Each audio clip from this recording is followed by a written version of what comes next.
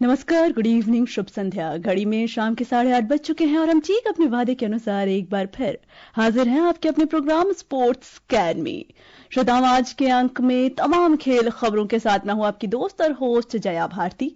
आज की खबरों के साथ कल हुए भारत बनाम पाकिस्तान की रोमांचक मैच का भी जिक्र करेंगे और जिस तरह का प्रदर्शन भारतीय खिलाड़ियों ने दिखाया है उस पर कुछ लाइन तो बनती है। तो कहते हैं ना कि हार और जीत तो खेल का हिस्सा है, पर भारत की जीत का पुराना किस्सा है। जब जब टकराएगा पड़ोसी देश हमसे, हारना ही है उनके नसीब में। तो बहुत ज्यादा समय ना लेते हुए सबसे पहले नजर डालते हैं अब तक की स्पोर्ट्स हेडलाइंस पर। आईसीसी टी20 विश्व कप में भारत पाकिस्तान को हराकर सुपर 8 में पहुंचा। ऑस्ट्रेलिया और श्रीलंका के बीच मैच जारी। अफगानिस्तान और इंग्लैंड ने अपने अपने मुकाबले जीते। M Suresh Kumar Delhi open tennis tournament में पुरुष सिंगल्स मेन ड्रॉ में पहुंचे। क्वालिफाइंग दौर में उलटफेर करने वाले दक्षिण कोरिया के पार्क ओई सुंग को सीधे सेट से शिकस्त दी। अखिल भारतीय फुटबॉल महासंघ ने इंडियन फुटबॉल लीग 2025-26 सत्र के कार्यक्रम की घोषणा की और उत्तराखंड में राष्ट्रीय स्कीइंग प्रतियोगिता और पहला विंटर कार्निवल आज संपन्न हुआ।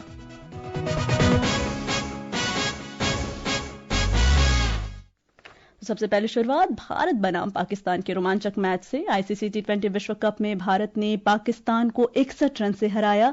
इसके साथ ही भारतीय टीम वेस्ट इंडीज के बाद सुपर 8 में पहुंचने वाली दूसरी टीम बन गई है। पूरे मैच का हाल जानते हैं संक्षेप में, उसके बाद करेंगे चर्चा। India comprehensive winners by 61 runs. Pakistan have been bowled out for 114. Sri Lanka के आर प्रेमदासा स्टेडियम में कल टी20 वर्ल्ड कप के 27वें मुकाबले में भारत ने अपनी जीत की लय बरकरार रखते हुए पाकिस्तान को करारी शिकस्त दी। पहले बल्लेबाजी करते हुए ईशान किशन ने 40 गेंद में 77 रन की पारी खेलकर भारत को शानदार शुरुआत दिलाई। भारत ने निर्धारित 20 ओवर में 7 विकेट पर 175 रन बनाए। सैम अयूब ने पाकिस्तान के लिए सर्वाधिक 3 विकेट लिए। 176 रन के लक्ष्य के जवाब में उतरी पाकिस्तान की शुरुआत बेहद खराब रही। हार्दिक पांड्या ने पहले ही ओवर में सलामी बल्लेबाज साहिब सदाफरान को 0 पर आउट कर दिया। जसप्रीत बुमराह ने दूसरे ओवर में 2 विकेट लेकर भारत को मजबूत बढ़त दिला दी। पाकिस्तान की टीम ने 5 ओवर में 34 रन पर 4 विकेट गंवा दिए थे। विकेट कीपर बल्लेबाज उस्मान खान ने सबसे ज्यादा 44 रन बनाए, लेकिन दूसरे छोर से साथ न मिलने की वजह से दबाव बरकरार रहा और पाकिस्तान की पूरी टीम 18 ओवर में 114 रन पर सिमट गई। ईशान किशन को शानदार पारी के लिए प्लेयर ऑफ द मैच चुना गया। इसी के साथ टीम इंडिया ने पाकिस्तान के खिलाफ टी20 वर्ल्ड कप में 8 मुकाबले जीत लिए हैं। यह किसी एक टीम के खिलाफ टी20 वर्ल्ड कप में सर्वाधिक जीत का रिकॉर्ड है। भारत का अगला मुकाबला 18 फरवरी को नीदरलैंड से होगा। विशेष शुक्ला, स्पोर्ट्स कैन। तो इन खबरों पर चर्चा के लिए आज हमारे साथ जुड़ चुके हैं खेल विशेषज्ञ जी राजा रमन जी। राजा रमन जी, आपका स्वागत है। Thank you so much. तो जिस तरह का प्रदर्शन भारतीय खिलाड़ियों ने कल दिखलाया और पाकिस्तान ने जिस तरह से स्पिन गेंदबाजी पर काफी हद तक भरोसा किया, लेकिन हमारे जो बैटर्स हैं उन्होंने स्पिनर्स के चक्रव्यूह को तोड़ दिया।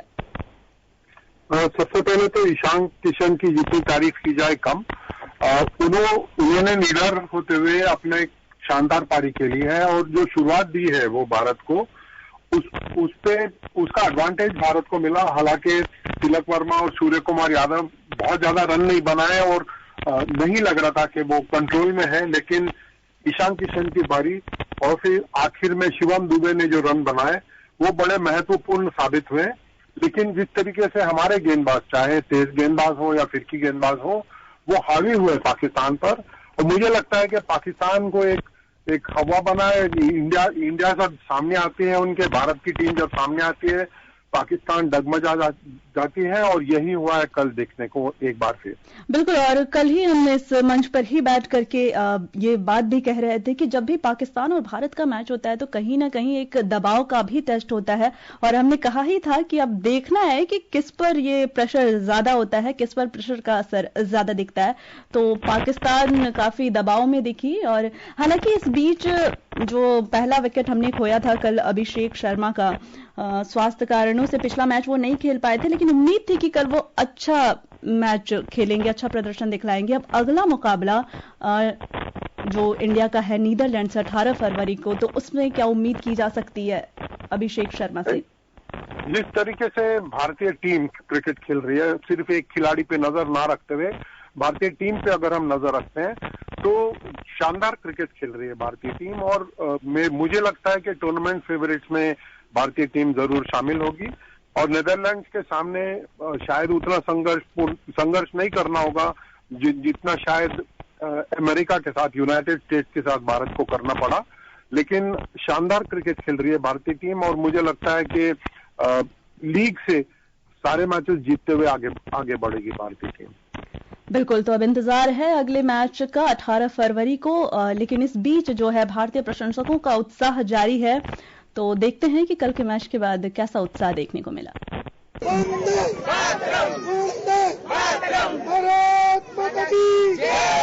Pakistani team performed was very pathetic. They were outplayed, outshone. There was nothing in the field. No batting, no bowling, no fielding at all. तो सुना आपने किस तरह से रोमांच रहा भारतीय प्रशंसकों के पास और हर तरफ भारतीय खिलाड़ियों की और भारत की जय जयकार देखने को मिली। और T20 विश्व कप में आज पल्ले कल्ले में श्रीलंका के साथ ऑस्ट्रेलिया ने ताजा समाचार मिलने तक 19 ओवर में 7 विकेट पर 177 रन बना लिए हैं। इससे पहले श्रीलंका ने टॉस जीतकर गेंदबाजी करने का फैसला किया था। आज ही खेले गए कोलकाता में एक मुकाबले में इंग्लैंड ने इटली को 24 रन से हराकर सुपर 8 में जगह बना ली है। इंग्लैंड के 203 रन के लक्ष्य के जवाब में उतरी इटली की टीम निर्धारित 20 ओवर में 178 रन पर ही सिमट गई। वहीं दिल्ली में अफगानिस्तान ने संयुक्त अरब अमीरात को 5 विकेट से हराया। तो इंग्लैंड की टीम सुपर 8 में जगह बना चुकी है। अफगानिस्तान की टीम के लिए आज करो या मरो का मुकाबला था। तो इसे हम कह सकते हैं कि संयुक्त अरब अमीरात पर बड़ी जीत हासिल की है अफगानिस्तान ने। बिल्कुल की है, लेकिन अब अफगानिस्तान डिपेंड करेगी और दूसरी टीम पर कोई एक उन पे मेहरबान हो तब वो नॉकआउट पे पहुंचेंगे। एक मैच उनको बहुत शानदार टीम है, बिल्कुल उसमें कोई शक नहीं है अफगानिस्तान, लेकिन क्वालिफाई करने में थोड़ी सी और मेहनत जरूर करनी पड़ेगी अफगानिस्तान। बिल्कुल, और इस बीच ऑस्ट्रेलिया अपने अंतिम ओवर खेल रहा है और 7 विकेट पर 180 रन बना चुका है। और आज का मैच अगर हम देखें तो ऑस्ट्रेलिया को श्रीलंका को हराना बहुत जरूरी है अगर उसे सुपर 8 की उम्मीदें बरकरार रखनी है। तो अभी तक जो हाल हुआ है ऑस्ट्रेलिया का इस मैच में, लगता है कि वो बहुत ही धैर्य के साथ खेल रहे हैं। हालांकि श्रीलंका के गेंदबाज आखिर के कुछ ओवर में वापसी की है। मुझे लगता है कि ऑस्ट्रेलिया जीत की ओर अग्रसर हो रहा है और बड़ा दिलचस्प मुकाबला होगा। श्रीलंका अपने घर में खेल रहा है, लेकिन ऑस्ट्रेलिया शायद ये मैच जीत जाएगा। बिल्कुल। अब बात दिल्ली ओपन टेनिस टूर्नामेंट की, जहां आखिरी क्षण में जगह बनाने वाले 26 वर्षीय एम सुरेश कुमार पुरुष सिंगल्स के मेन ड्रॉ में पहुंच गए हैं। क्वालिफाइंग के दूसरे और अंतिम दौर में सुरेश ने दक्षिण कोरिया के पार्क उइसुंग को 6-3, 7-5 से शिकस्त दी। तो राजा रमन जी, पहली बात तो यह है कि टूर्नामेंट के पहले दौर में जिस तरह से कल सुरेश कुमार ने अपना शानदार प्रदर्शन किया और इटली के 5वीं वरीयता प्राप्त लोरेंजो कार्बोनी को हराया, वहीं दक्षिण कोरियाई पार्क ने कल भारत के शशि कुमार मुकुंद को 6-4, 6-2 से हराकर ड्रॉ में बड़ा उलटफेर किया था। और संयोग देखिए कि उन्होंने दूसरी दौर में जगह बनाई बड़ा उलटफेर करके, और आज पार्क को भारतीय खिलाड़ी सुरेश से ही पराजय मिली है। ये बहुत ही दिलचस्प खेल का एक भाग है। किसी दिन आप हावी होते हैं आपसे बेटर प्लेयर में, और दूसरे ही दिन आप किसी कमजोर तो नहीं कहूंगा, जो लोअर रैंक प्लेयर है उनके साथ आपको हार का सामना करना पड़ता है, क्योंकि वो खिलाड़ी भूखा है, बहुत बेहतर प्रदर्शन कर रहा है। खेल की खूबसूरती यही है कि आपको हर रोज वापस आना होगा मैदान में और फिर अपना 100% एफर्ट देना होगा। और सुरेश की जितनी तारीफ की जाए कम। एंट्री बहुत देर से हुई है मेन ड्रॉ में, लेकिन वहां पर आना और फिर बड़ी जीत हासिल करना उनके लिए बहुत बड़ी उपलब्धि है। जी बिल्कुल। और इसी बीच एक बुरी खबर यह भी है कि वाइल्ड कार्ड से क्वालिफाइंग में उतरे रामकुमार रामनाथन को दक्षिण कोरिया के सुंगह्योन से हार का सामना करना पड़ा। रामनाथन ने पहले दौर में चीनी ताइपे के हुआंग सुंग हाओ को सीधे सेट से पराजित किया था। वहीं मेन ड्रॉ वाइल्ड कार्ड से उतरे करण सिंह को भी प्री क्वार्टर फाइनल में पोलैंड के डेनियल मिखाल्स्की से हार का सामना करना पड़ा। तो अब आज जो भी खिलाड़ी मेन ड्रॉ में पहुंचे हैं, कल उनका मुकाबला होगा।